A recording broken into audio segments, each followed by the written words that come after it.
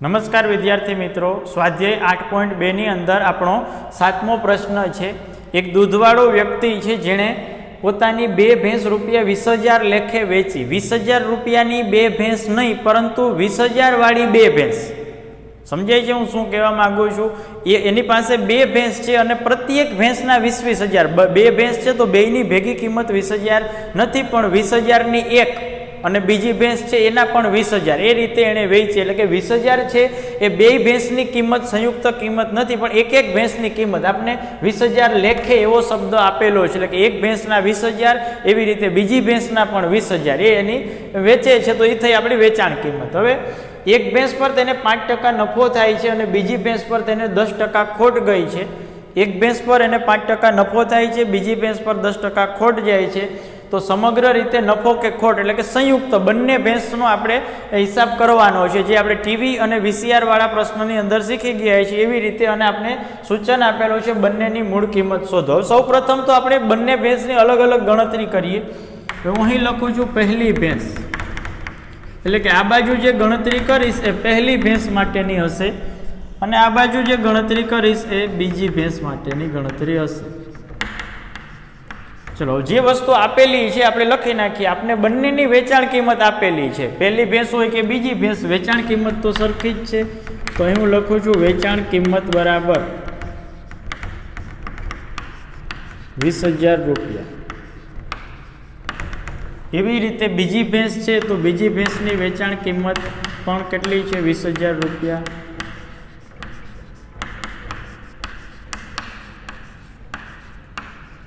ચલો, આટલી વસ્તુ આપણે આપેલી છે।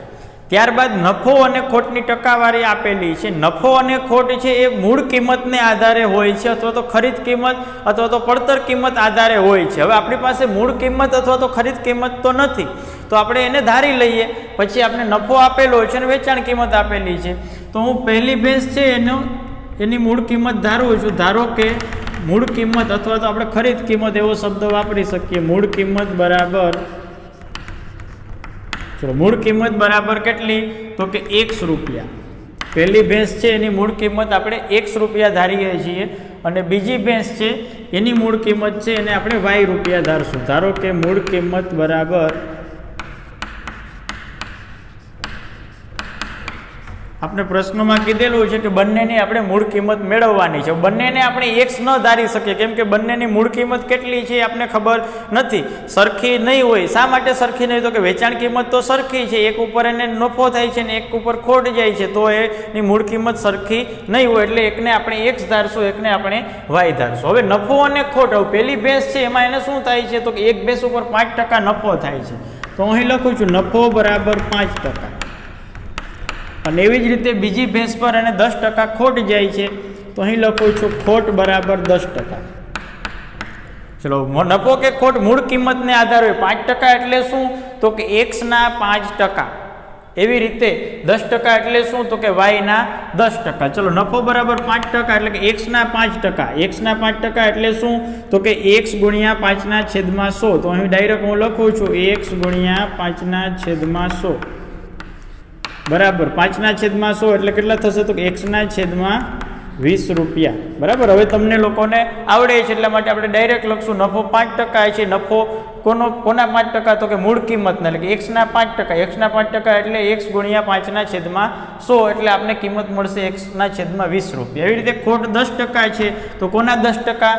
y ના 10%। y ના 10% એટલે શું? તો કે y ગુણ્યા 10/100, y ગુણ્યા 10/100 એટલે આપણે મળશે y/10 રૂપિયા। ચલો, આટલી વસ્તુ ક્લિયર। ફરીથી પાછો પહેલેથી દાખલો સમજાવું છું। આપને 2 ભેંસોની વેચાણ કિંમત આપેલી છે, એક ભેંસની 20,000 રૂપિયા, એવી રીતે બીજી ભેંસની પણ 20,000 રૂપિયા। પહેલી ભેંસ છે એના ઉપર એને નફો થાય છે 5% અને બીજી ભેંસ પર એને 10% ખોટ જાય છે। હવે આપણી પાસે મૂળ કિંમત અથવા તો ખરીદ કિંમત નથી, તો આપણે ધારી લીધું કે પહેલી ભેંસની મૂળ કિંમત x રૂપિયા છે અને બીજી ભેંસની મૂળ કિંમત y રૂપિયા છે। હવે વેચાણ કિંમત આપેલી છે, નફો આપેલો છે। હવે આપણી પાસે સૂત્ર છે વેચાણ કિંમતનું। હવે વેચાણ કિંમત બરાબર, ચલો, વેચાણ કિંમત શોધવા માટેનું સૂત્ર જે તમે જાણો છો, વેચાણ કિંમત બરાબર મૂળ કિંમત વત્તા નફો। બરાબર, વેચાણ કિંમત બરાબર મૂળ કિંમત વત્તા નફો. એવી જ રીતે જ્યારે ખોટ જતી હોય ત્યારે વેચાણ કિંમત શું થશે? તો કે આ બાજુ લખશો હવે વેચાણ કિંમત બરાબર મૂળ કિંમત. જો નફો હોય તો આપણે એમાં ઉમેરશું, ખોટ હશે તો આપણે એમાં બાદ કરશું, એટલે કે મૂળ કિંમત ઓછા ખોટ. ચલો હવે આની ત્રણેયની કિંમત ઉપર જે છે એ કિંમત આ સૂત્રની અંદર આપણે મૂકીએ. તો વેચાણ કિંમત કેટલી છે? તો કે 20,000. તો આ બાજુ લખું છું 20,000, પછી વચ્ચે બરાબર મૂળ કિંમત આપણે ધારેલી છે x અને વત્તા નફો કેટલો? તો કે x/20. બરાબર. એ જ રીતે આ બાજુ પણ એવું જ સમીકરણ બનશે. આ સમીકરણને આપણે પહેલાં ઉકેલી લઈએ. ચલો આ બાજુ લખશું 20,000 20,000 બરાબર. ચલો અહીં છેદમાં 20 છે અને અહીં છેદમાં 1 છે. તો 20નો અને 1નો લસા કેટલો થાય? તો કે 20. તો 20નો અને 1નો લસા 20. તો ઉપર અહીં શું થશે? 20 વડે ગુણવા પડશે. તો 20x વત્તા x એટલે કેટલા થશે? તો હું ડાયરેક્ટ પહેલાં લખું છું 20x વત્તા x/20. તેથી 20,000 બરાબર, તમને આવડતું હોય તો તમે ડાયરેક્ટ પણ લખી શકો છો 21x/20. તેથી 21x બરાબર, અથવા તો આપણે x ની કિંમત જોઈએ છે તો x બરાબર શું લખશું? તો કે 20,000.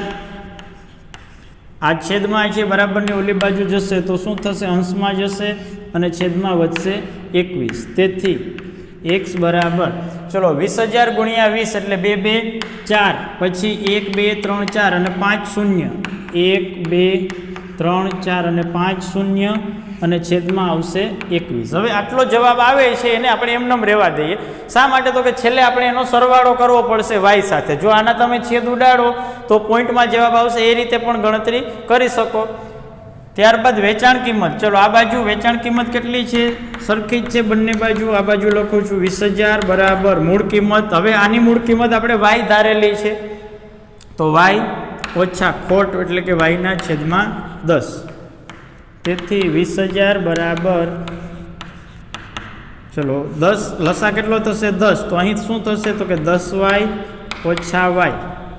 તેથી 20,000 બરાબર 9y/10. તેથી y બરાબર, ચલો 10 છે, બરાબરની ઓલી બાજુ જશે તો ગુણાકાર થઈ જશે, એટલે કે 20,000 ગુણ્યા 10/9. 20,000 ગુણ્યા 10/9. તો આપણે ગુણાકાર કરીએ. y બરાબર 20,000 ગુણ્યા 10 એટલે 1 શૂન્ય વધી જશે. 1 શૂન્ય વધશે એટલે કેટલા થશે? તો કે 2 લાખ. 2 લાખના/9. અને હવે આપણે જો ઓના છેદ ઉડાડશું તો આના પણ ઉડાડવા પડશે. ઓના છેદ નહીં ઉડાડીએ તો આના પણ આપણે નહીં ઉડાડીએ. આ કિંમત x એટલે શું હતું? તો કે મૂળ કિંમત. આ પહેલી ભેંસની મૂળ કિંમત હતી અને આ બાજુ y મળે છે એ બીજી ભેંસની મૂળ કિંમત મળે છે. હવે આપણે બંને સમગ્ર રીતે નફો કે ખોટ મેળવવાનો છે. VCR અને ટીવી વાળા દાખલાની અંદર આપણે બંનેની મૂળ કિંમત અને બંનેની વેચાણ કિંમત જોઈતી. એવી રીતે આમાં પણ આપણે લખશું. ચલો હવે કુલ ખરીદ કિંમત અથવા તો કુલ મૂળ કિંમત, ચલો અથવા તો બંનેની મૂળ કિંમત અથવા તો સંયુક્ત અથવા સમગ્ર. ચલો પહેલાની મૂળ કિંમત એટલે કે પહેલી ભેંસની મૂળ કિંમત x કેટલા છે? તો કે 4,00,000/21. હું લખું છું 4,00,000/21 અને પ્લસ y ની કિંમત કેટલી છે? તો કે 2,00,000/9. તો અહીં લખું છું 2,00,000/9. ચલો હવે આનો આપણે સરવાળો કરવાનો છે. તો 21નો અને 9નો લસાઅ થશે 63 થશે. કેટલા થશે? 63.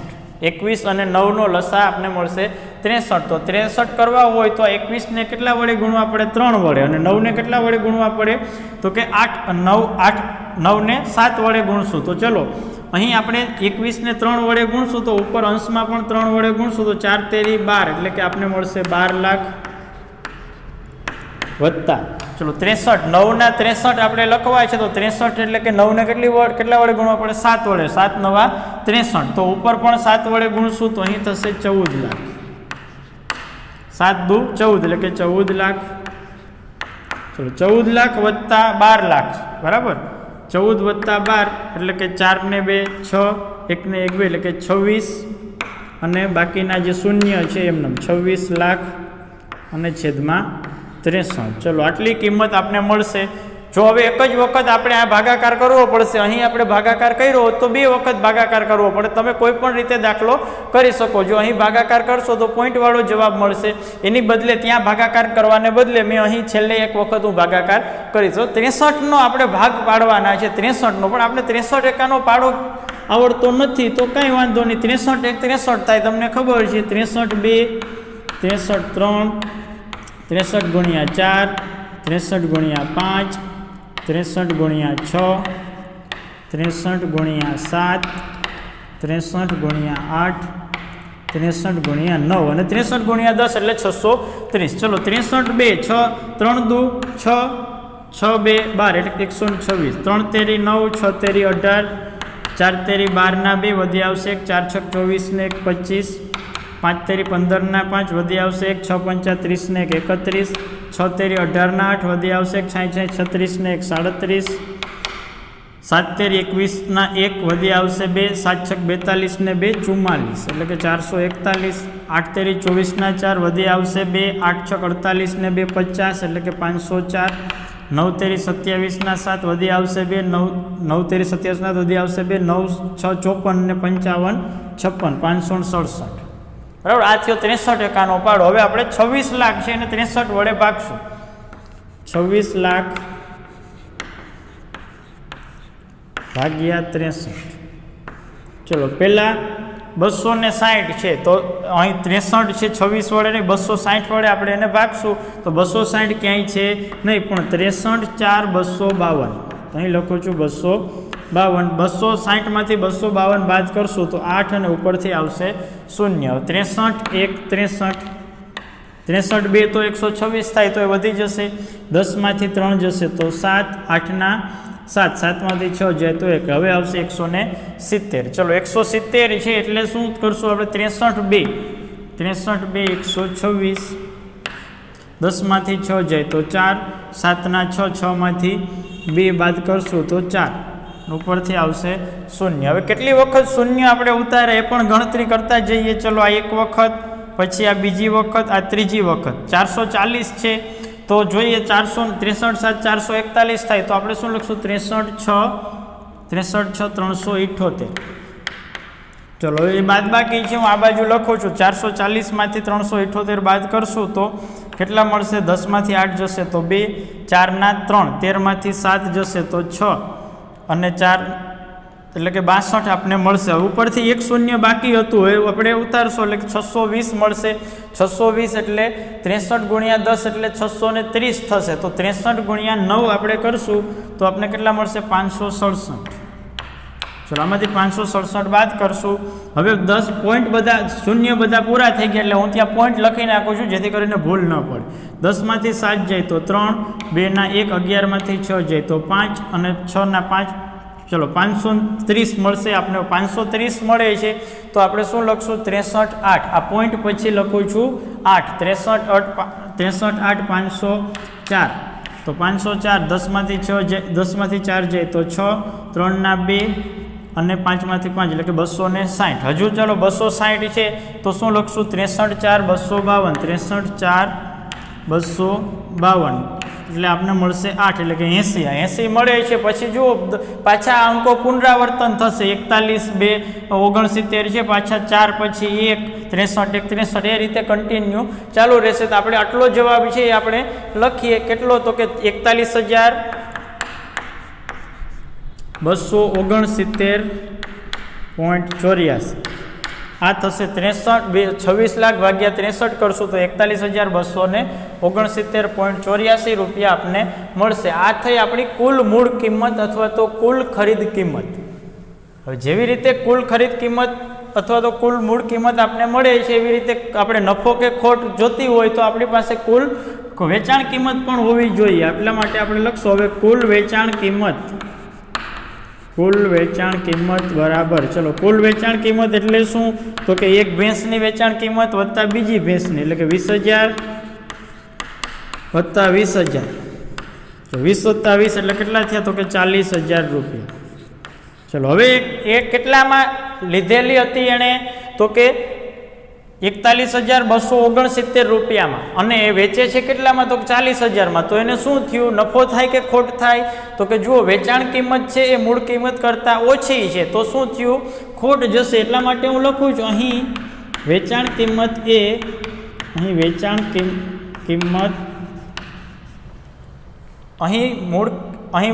મૂળ કિંમત એ વેચાણ કિંમત કરતાં વધુ છે. અહીં મૂળ કિંમત એ વેચાણ કિંમત કરતાં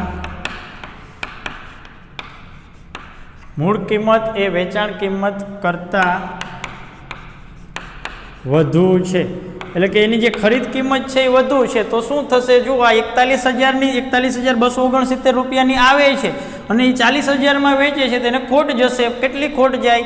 તો કે તેથી ખોટ બરાબર, ચલો કેટલી ખોટ ગઈ? તો કે 41,269.84 ઓછા 40,000. ચલો 41,269.84 ઓછા 40,000 કરશું તો આ 0.84 ના 0.84 9 પછી 6 2 અને 1 એટલે 1,269.84 રૂપિયા એને ખોટ જશે. આપણે નફો કે ખોટ કેટલો થાય એ મેળવવાની છે, આપણે એને ટકાવારીમાં ફેરવવાના નથી. આ રીતે આપણો પ્રશ્ન પૂર્ણ થશે. ફરીથી પાછો દાખલો છે, એક વખત રિપીટ કરાવી દઉં છું ઝડપથી. ચલો, એક દૂધવાળો વ્યક્તિ છે, એની પાસે 2 ભેંસ છે. બંને ભેંસ છે 20,000 રૂપિયામાં વેચે, એટલે કે એક ભેંસની કિંમત 20,000 રૂપિયા છે. આવી એ 2 ભેંસ વેચે છે.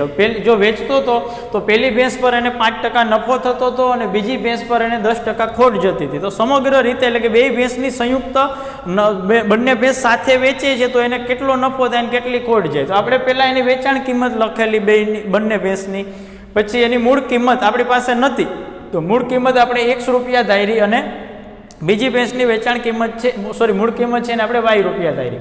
પહેલી ભેંસ ઉપર નફો હતો 5%, નફો 5% એટલે શું? તો કે X ના 5%. એવી રીતે બીજી ભેંસ પર એને ખોટ મળતી હતી 10%, એટલે કે Y ના 10%.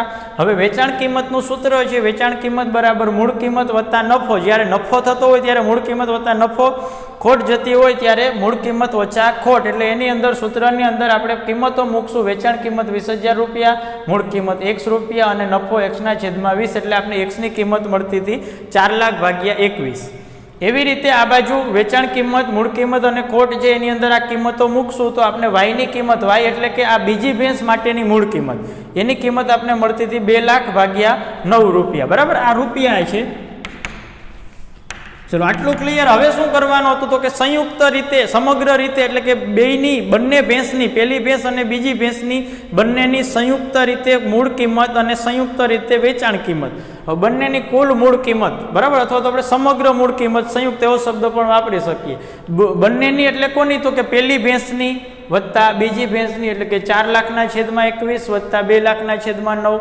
તો આ 21 અને 9નો લસા થશે 63. 63 લખશું તો અહીં થશે 12, 4ની જગ્યાએ 12 થશે અને અહીં થશે 7 વડે ગુણશો એટલે 14. તો એનો આપણે સરવાળો કરીએ તો 26,00,000/63 આપણને મળશે. 26,00,000/63 કરો એટલે 41,269.84 રૂપિયા આપણને મળશે, જે થઈ કુલ મૂળ કિંમત, બંને ભેંસોની મૂળ કિંમત. એવી રીતે બંને ભેંસોની વેચાણ કિંમત તો કે 20,000 વત્તા 20,000 એટલે 40,000 રૂપિયા મળ્યા. હવે જુઓ, એ 41,269 રૂપિયામાં 2 ભેંસ ખરીદે છે અને 40,000 રૂપિયામાં વેચે છે. તો જે મૂળ કિંમત છે એ ખરીદ કિંમત કરતાં વધુ છે. હું 5 રૂપિયાની વસ્તુ લઈને 3 રૂપિયામાં વેચું તો મને નુકસાની જાય, ખોટ જાય. હું 50 રૂપિયાની વસ્તુ છે 10 રૂપિયામાં વેચું તો મને નુકસાની જાય, ખોટ જાય. એવી રીતે મૂળ કિંમત છે 41,269, એટલે આટલા રૂપિયાની તો એ વ્યક્તિ લેતો હતો ને 40,000ની વેચે તો એને ખોટ જાય. એટલે મેં લખેલું છે કે મૂળ કિંમત છે એ વેચાણ કિંમત કરતાં વધુ છે. આ મૂળ કિંમત છે વેચાણ કિંમત કરતાં વધુ છે તો એને ખોટ જશે. તો ખોટ કેટલી જાય? તો કે 41,269.84 ઓછા 40,000 એટલે આપણને મળશે 1,269.84 રૂપિયા. આટલા રૂપિયા જે તે દૂધવાળો વ્યક્તિ છે એને આટલા રૂપિયા ખોટ જશે. 8મો પ્રશ્ન છે જેની અંદર એક ટીવીની કિંમત ₹13,000 છે, તેના પર 12% GST લગાડવામાં આવે છે. ટીવીની કિંમત, છાપેલી કિંમત ₹13,000 છે, એના ઉપર 12% GST. હવે GST અને વળતર બે વસ્તુની અંદર જ્યારે GST હશે ત્યારે ચૂકવવી પડતી રકમ હશે એ છાપેલી કિંમત કરતાં વધુ હશે અને જ્યારે વળતર હશે ત્યારે ચૂકવવી પડતી રકમ છે એ છાપેલ કિંમત કરતાં ઓછી હશે. એટલે કે જીએસટી આવે ત્યારે આપણે એમાં ઉમેરશું અને વળતર આવે ત્યારે આપણે બાદ કરશું. બરાબર, આ વસ્તુ યાદ રાખો. ચલો હવે જો વિનોદને ટીવી ખરીદવું હોય તો તેણે કેટલી રકમ ચૂકવવી પડે. હવે જે વસ્તુ આપેલી છે હું લખી નાખું છું અહીં ટીવીની કિંમત એટલે કે છાપેલી કિંમત. બરાબર, આપણે લખશું છાપેલ કિંમત બરાબર અથવા તો ટીવીની કિંમત એવો શબ્દ લખીએ અહીં ટીવીની કિંમત બરાબર 13,000 રૂપિયા. બીજું શું આપેલું છે તો કે જીએસટી બરાબર 12%. જીએસટી 12% આપેલ છે એટલે શું 12% કોના 12%? તો કે આ 13,000 ના 12%. કોના 12%? 13,000 ના. એટલે કે 13,000 ના 12% એટલે શું તો કે 13,000 ગુણ્યા 12/100. 13,000 ગુણ્યા 12/100. ચલો 12 ગુણ્યા 13 કરશું. 12 ગુણ્યા 13 0 2 1 2 1 1 1 3 2 6 3 1 3 6 3 ને 2 5 1 એટલે કે 156 આપણે મળશે 156 અને કેટલા શૂન્ય 1 શૂન્ય એટલે કે 1,560 રૂપિયા. આ શું છે જીએસટી. હવે આપણે શું મેળવવાનું છે તો કે એણે કેટલી રકમ ચૂકવવી પડે તો આપણે લખશું તેથી ચૂકવવી પડતી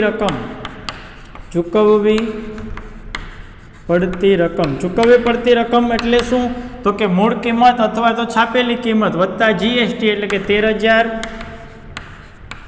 વત્તા એમાં આપણે શું ઉમેરશું જીએસટી હશે એટલે એમાં ઉમેરવા પડશે આપણે એટલે કે 1,560. 13,000 વત્તા 1,560 એટલે 13 ને 1 14 એટલે કે 14,560 રૂપિયા. ટીવી છે એ ખરીદવા માટે 14,560 રૂપિયા ચૂકવવા પડશે. બરાબર, એવી રીતે ત્યારબાદ આપણો 9મો પ્રશ્ન છે અરુણે એક જોડી સ્કેટિંગ માટેના બૂટ 20% વળતર પર ખરીદ્યા. બરાબર, ખરીદ કિંમત છે કેટલી છે એ ખબર નથી, આપણે 20% વળતર મળે છે અને એણે 1,600 રૂપિયા આપેલા છે. તો છાપેલ કિંમત આપણે મેળવવાની છે. હવે જે વસ્તુ આપેલી છે છાપેલ કિંમત આપણે મેળવવાની છે. છાપેલ કિંમત આપણી પાસે નથી, આપણી પાસે વળતર અને એણે ચૂકવેલી રકમ છે. તો આપણે છાપેલી કિંમતને આપણે ધારી લઈએ. ધારો કે અહીં છાપેલ કિંમત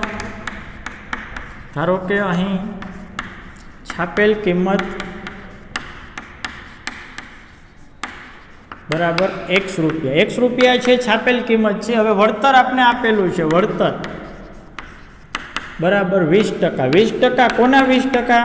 તો કે x ના 20%. x ના 20% એટલે શું તો કે ax ગુણ્યા 20/100 બરાબર x/5 રૂપિયા. આ શું છે વળતર છે.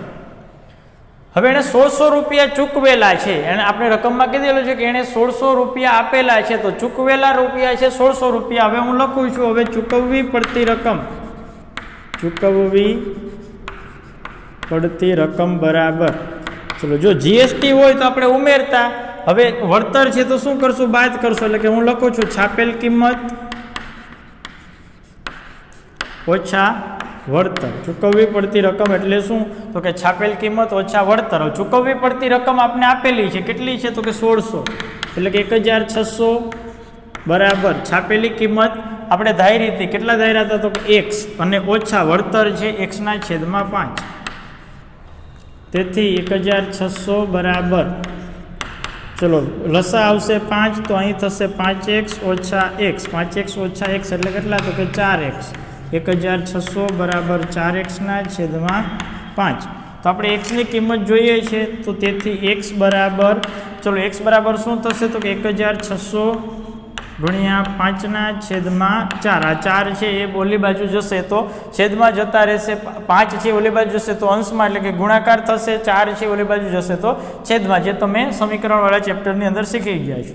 તેથી x બરાબર ચલો 4 છે એનો 16 વડે આપણે ભાગશું તો 400 થશે. 400 ગુણ્યા 5 400 ગુણ્યા 5 એટલે 2,000 એટલે કે x બરાબર 2,000 રૂપિયા. 2,000 રૂપિયા આપણે એક્સની કિંમત મળે છે. એક્સ એટલે શું તો કે છાપેલ કિંમત. આમ છાપેલ કિંમત કેટલી છે તો કે 2,000 રૂપિયા. 2,000 રૂપિયા છાપેલા છે, 20% એને વળતર મળે એટલે એ 1,600 રૂપિયા ચૂકવશે.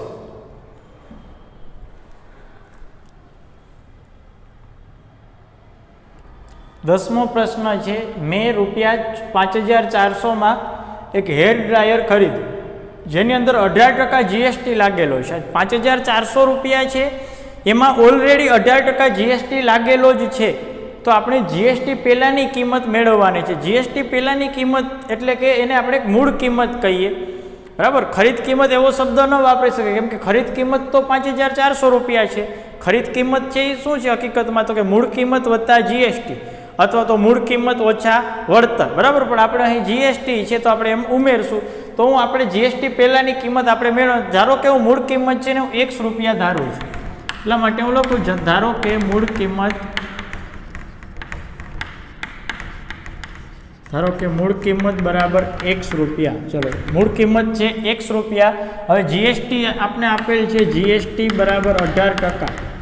જીએસટી છે કોના આધારે હોય? તો કે મૂળ કિંમતને આધારે. મૂળ કિંમત એટલે x, તો આપણે લખશું x ના 18%, એટલે કે x ગુણ્યા 18/100. x ના 18% એટલે શું? x ગુણ્યા 18/100. તો 18/100 એટલે અહીં થશે 9, અહીં થશે 50. ચલો, હું લખું છું 9x/50. આ આપણે મળશે જીએસટીની રકમ, એટલે કે 9x/50 રૂપિયા. આ ટકાવારી હતી અને આપણે રૂપિયામાં ફેરવેલા. ચલો, હવે આપણે જીએસટી પહેલાંની કિંમત, એટલે કે હવે આપણે વેચાણ કિંમત આપણે આપેલી છે. આ 5400 રૂપિયા છે એ શું છે? તો કે વેચાણ કિંમત. તો હું લખું છું અહીં વેચાણ કિંમત બરાબર, જો વેચાણ કિંમત એ શું હોય? તો કે મૂળ કિંમત વત્તા જીએસટી. જો દુકાનદાર વેચે છે તો એના માટે વેચાણ કિંમત થઈ. હું કે તમે લોકો ખરીદો છો તો આપણા માટે એક કિંમત કેવી થઈ? ખરીદ કિંમત, બરાબર. તો વેચાણ કિંમત એટલે દુકાનદાર માટે વેચાણ કિંમત થઈ, અથવા તો આપણે ખરીદતા હોઈએ તો આપણે એવો શબ્દ વાપરશું ખરીદ કિંમત, બરાબર. ખરીદ કિંમત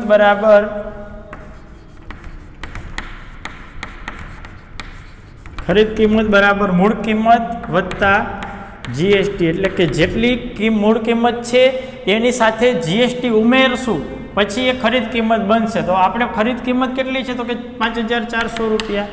તો અહીં લખું છું 5,400 બરાબર મૂળ કિંમત એટલે આપણે ધારેલા છે x અને વત્તા જીએસટી એટલે 9x/50. 9x/50. તેથી 5,400 બરાબર, ચલો લસા થશે 50, 50x વત્તા 9x. ચલો 5,400 બરાબર 59x/50. અથવા તો આપણે આ 50 છે એની બદલે 100 રાખશું તો પણ એ જ ભાગાકાર ન કર્યો હોય તે રીતે પણ ગણતરી થઈ શકત. ચલો 5400, હવે આપણે 59x બરાબર 5,400 ગુણ્યા 5. પાંચ નહીં 50. x બરાબર 5,400 ગુણ્યા 5 એટલે કે 4 5 20 શૂન્ય વધી આવશે 2, 5 5 25 ને 2 26, 27 અને 1 2 3 3 શૂન્ય 1 2 અને 3 અને છેદમાં થશે 59. હવે 2,70,000 છે એને આપણે 59 વડે ભાગવાના છે. તો આપણે 59 એકાનો પાડો આપણી પાસે હોવો જોઈએ. હવે જે આપણે લખીએ છીએ 59 ગુણ્યા 2, પછી 3 4 5 6 7 8 અને 9. 59 એક 59 તમને ખબર છે, એટલા માટે લખવાની જરૂર નથી.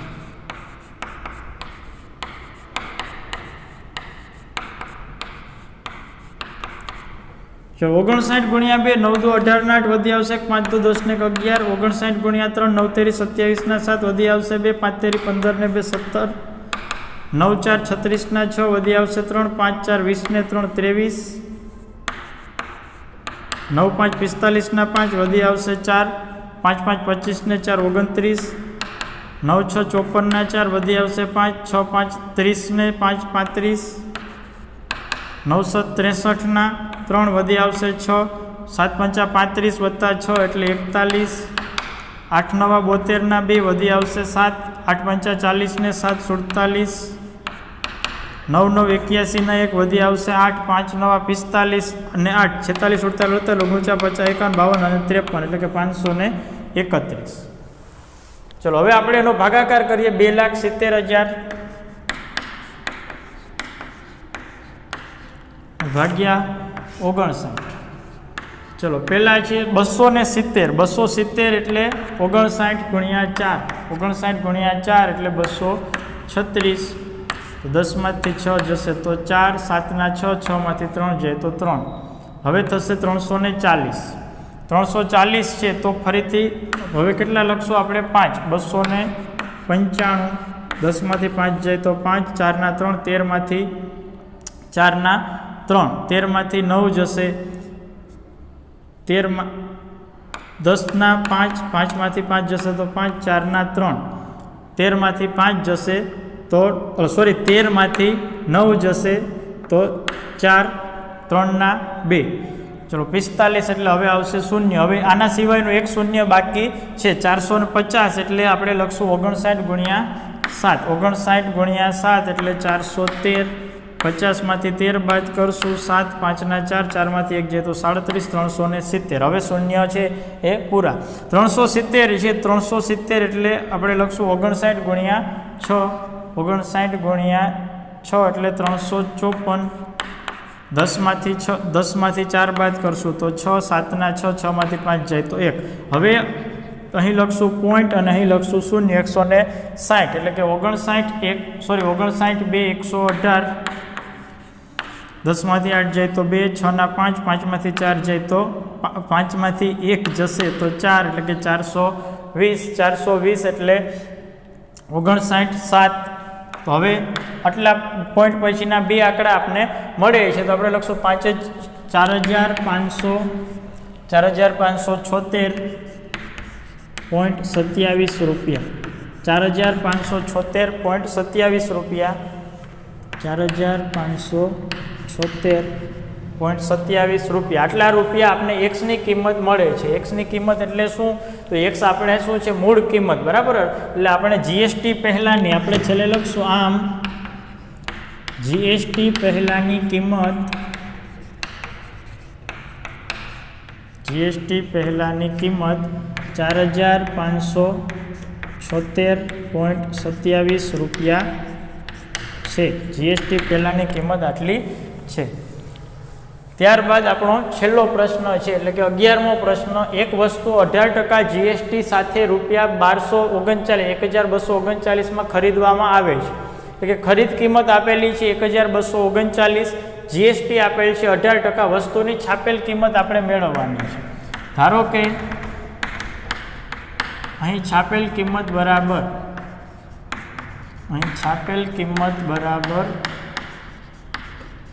x રૂપિયા છે. અગાઉના દાખલાની જેમ જ છાપેલ કિંમત આપણે પૂછેલો છે તો છાપેલ કિંમત આપણે x રૂપિયા ધારશું. હવે જીએસટી છે. જીએસટી બરાબર 18%. 18% એટલે શું? તો કે એક્સના 18%. x ગુણ્યા 18 એટલે કે 18x/100. 18x/100 એટલે 9x/50 રૂપિયા. આટલા રૂપિયા શું છે? જીએસટી. હવે એ આપણે કીધેલું છે કે કેટલામાં ખરીદવામાં આવેલા છે? તો 1239 એટલે ચૂકવેલી રકમ છે અથવા તો ચૂકવવી પડતી રકમ આપણે આપેલી છે. તો આપણે લખશું હવે ચૂકવવી પડતી